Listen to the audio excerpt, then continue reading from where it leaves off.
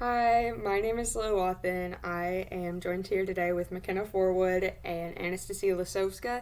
We are with Marshall County's FBLA chapter doing Teens Teach Tech, and today we're going to be talking about Canva and how to use it to its max potential as educators. So some of the things that we're going to be talking about in this video are the Canva AI features, the whiteboard, how to connect your Google Drive account to your Canva, and also some of the apps and pro features that you get as teachers. So some good things about Canva are it's a very easy to use program. So if you're used to using things like Google Drive and Google Slides, it's very similar, but they have a lot more stock images and make more engaging presentations. And they don't just do presentations. You can also make many things such as posters or worksheets and anything of that sort. So we're going to start with McKenna, who is going to show you how to connect your Google Drive to your Canva account, and then we will go into Canva AI, followed by the whiteboard features, and then so on and so forth. So let's get started. First up, let's talk about integrating Google Drive with Canva. This is a game changer for teachers who store their files in Google Drive. To connect it, you just go to a template or your slideshow, and you go to the Uploads tab on the side, and you go to the More button, which is the three dots. You click it, and then you click on the Google Drive, and then you have to click Connect.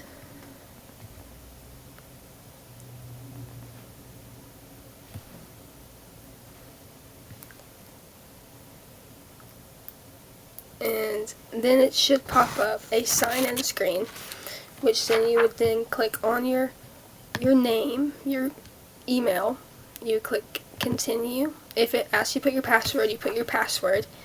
Then you click select all, scroll down, continue, and then it should be uploaded. And then you just click your file, which I'm just going to click my case files and put feedback, and then you have your files added. And then you can now drag and drop your files right into your designs, making lessons planning easier than ever.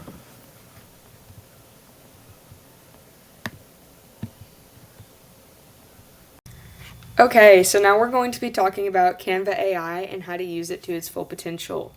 So first, to even get to the Magic Media section, you're going to go onto your Elements, click on it, and then it usually starts up around here. You're just going to scroll a little bit, and it'll say AI Image Generator. Click plus to generate your own, and this is about what pops up. So as you can see, it does say you have to have at least 5 words to create the image. So we're going to say that the students are solo studying for a test, but we want something on the board. So we're going to do inside a warm and cozy library. That's library with fireplace. Okay, and then so that's our sentence. Now we can go and we can edit what layout we want. So we can do square, portrait, or landscape. So for presentations, I recommend clicking landscape, but then of course if you were to do a video for a phone, then I would recommend portrait. And then styles. So the great thing about the styles is that it won't just generate you any, and these aren't required. You can keep them as they were to where it'll just generate you anything. So say you want it to be a little bit more realistic, then you could come up here to the photography section to make it look more real life. And then digital art, you can make it look like anime or 3D, all sorts like that. And then there's of course fine art, so it'll be like, yeah, colored pencil, and then stained glass and things like that. So for this example, we're going to do photo. So generate, and on Canva AI features, you get 500 per month that you use. So 500 searches for Canva AI, which really, I mean, that's a lot of AI searches. So the monthly regeneration shouldn't be too big of an issue. So yeah, and then of course, if you're not super happy with the images that you got, you could of course change anything down here. So inside a big warm and cozy library, we're gonna alter that to school library. Okay, so click generate again. So I'll do it, and it usually takes it a little bit to generate. It's not, but it is a lot quicker than trying to find something up on the internet sometimes. So we can go, let's see what that one looks like. Okay. So they usually do pretty well with making sure that it looks right and isn't anything crazy like, 8 fingers or anything like that. So we'll say we'll use this, and then you can go over to graphics. This is where I was searching at the night. This is one that I did for an English class that was acting out a scene from Macbeth. So the woods attacking the castle, that would be one. And then here's another thing. So you wouldn't necessarily need graphics for this, but it is the same concept as the images. It's just that it doesn't offer you the size that you would like because it is a blank background, so it is only the character. So for this example, this was the graphic, and it's a little night, and as you can see, there's no background on that. So you can select style. So if you want it to be super simple or artistic or detailed, you can do any of that. So those are some of the amazing Canva AI features, and I think for teachers, because of course I have a student account, but it does let you, I believe, do AI write. So you will type in, poor versus amazing sentence structures, and it'll generate you different examples. Really just a big time saver, and really getting the students engaged and all sorts of things like that. So that is the Canva AI, and now we're going to be going down to apps. Hello?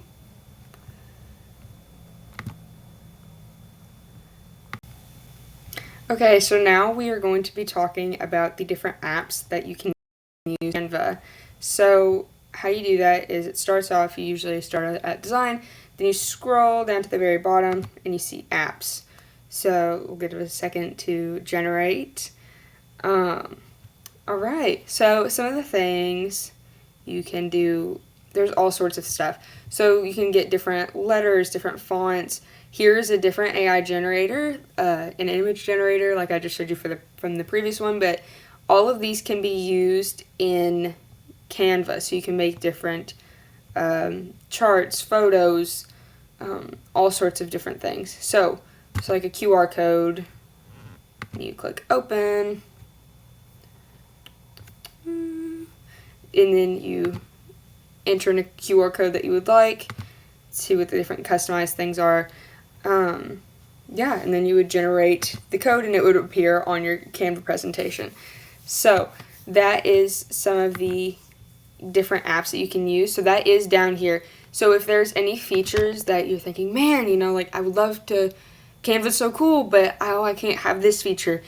Chances are you could probably find it here. I'm sure that they have different spelling and spelling checkers. This is a translator, which actually comes with the pro features, which is what we will be talking about next, is how teachers can use pro features to their advantage. I actually have a teacher who is doing the trial run for the different AI features for educators and things like that. So that'll be super exciting to talk about. But yeah, those are some of the different things. So, for example, Google Drive is also in apps. So we're going to move on to our next topic, which is going to be the different pro features. Okay, so now we're going to be talking about the Canva for Educators and Pro features. So first that you've got to do to activate your Pro account, if you haven't already, is go to your search bar and search up Canva for Education, and it'll pull you to this page, and you'll click Teachers and then Get Verified. So I personally can't do this because I'm a student, and so I would have to click over here, but that would be how you would set that up, and it gives you free access to Pro features. So, some things that you get are, one, you can resize. So if you want to make a flyer for your class, you can absolutely do that using the different things. You can use Google.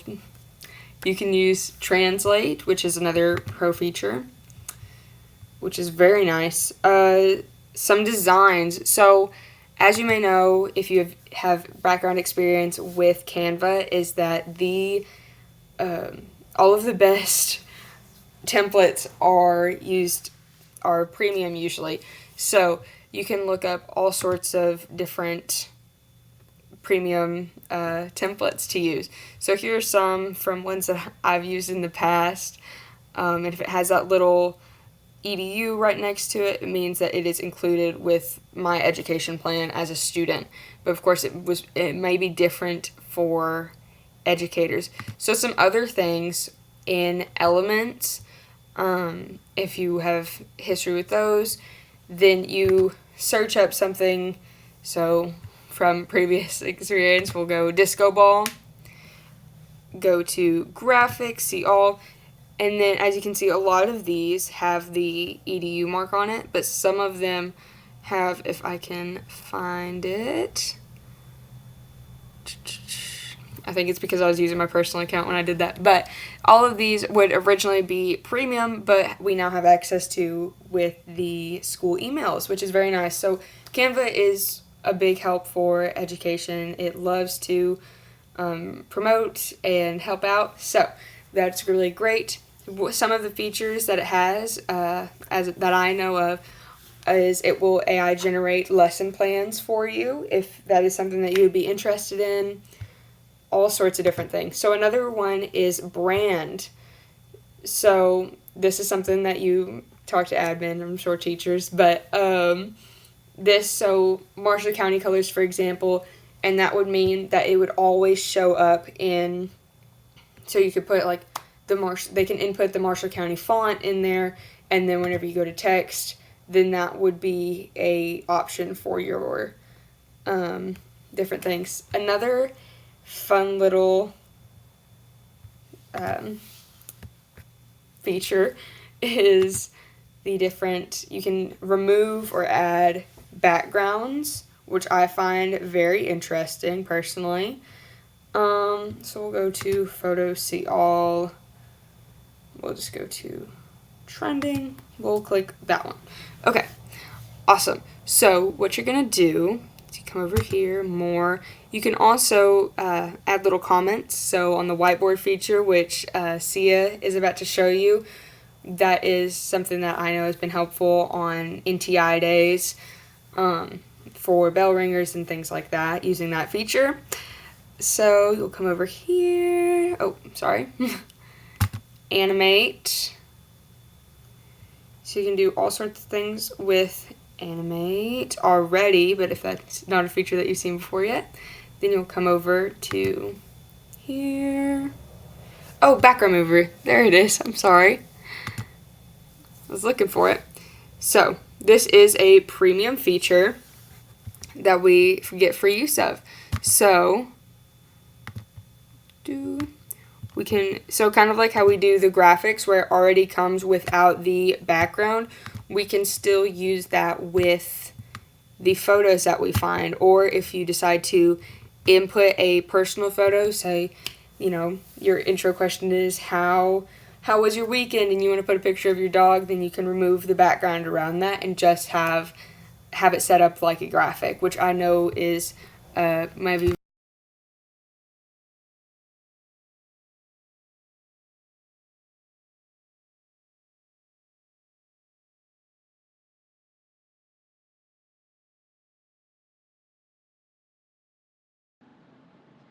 Now we are going to discuss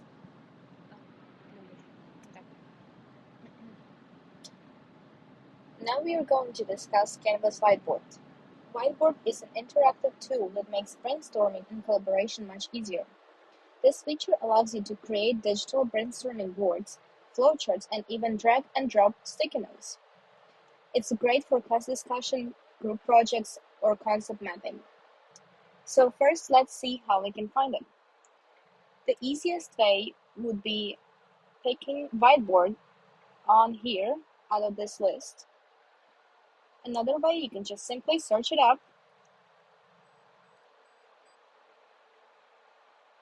Click search for whiteboards, and it will generate you many templates that you can use for the whiteboard. For now, let's go through this way. Just click on the whiteboard. This will create for you a brand new empty whiteboard. And the idea of the whiteboard is that it has an unlimited space compared to other, for example, slideshows that you can create in Canva. Despite the fact that it's empty right now, you can still use templates. If you go to design, here you will see many templates that you can use. You can search them up by typing the idea. So for example, if my recent one is a project report, you can use that and it will give you many templates that you can use. Or you can use elements. It will generate you with sticky notes, shapes. You can search up anything here. It has quizzes here, stickers, anything you want. So let's add a sticker. Here you go. You can add as many as you want. Because again, the idea of the whiteboard that the space is unlimited. So no matter where you go, it will be endless. Oh, I lost my sticky notes.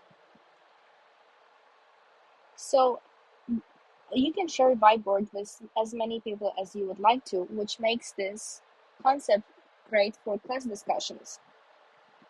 Another great feature that Canva offers you, specifically in Whiteboard, is timer, which you can find on the left bottom corner right here. If you can click on it, you can navigate the timer as much as you want. You can put any number there. This will allow you to start the timer, pause it. You can edit the time on the top. You can edit the sound. You can add the music, the audio, anything. This will restart and reset the timer. The idea is that if, for example, you are working with your class, everybody who has access to Canva and this particular whiteboard will see this timer. So if you want students to work for 5 minutes, you can simply show the timer and it will be on their screen too. Another great feature for collaboration on Whiteboard is that you can comment and add any reactions to anything that your students posted. So for that, you will click on the object. Right here, I'll click the sticky note. You can put comment on there. You can type a comment and everybody will see it. You can add a reaction, which will be, for example, you like it, or if you wanna, you can pick out of any of those emojis. So let's do thumbs up. There you go.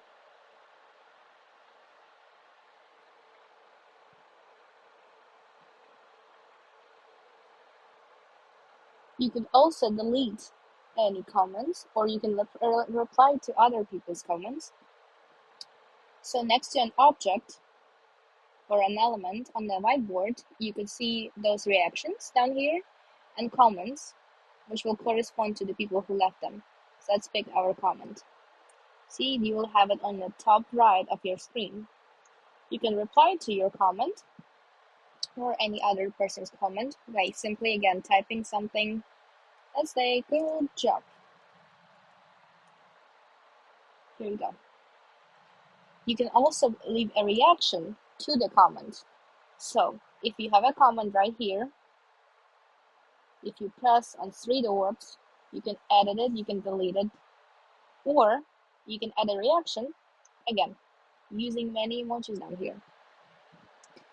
So in general, Whiteboard is a great way you can collaborate with your students on a project, and if you want to have an empty digital space for your students to work together, whiteboard on Canva is a great way.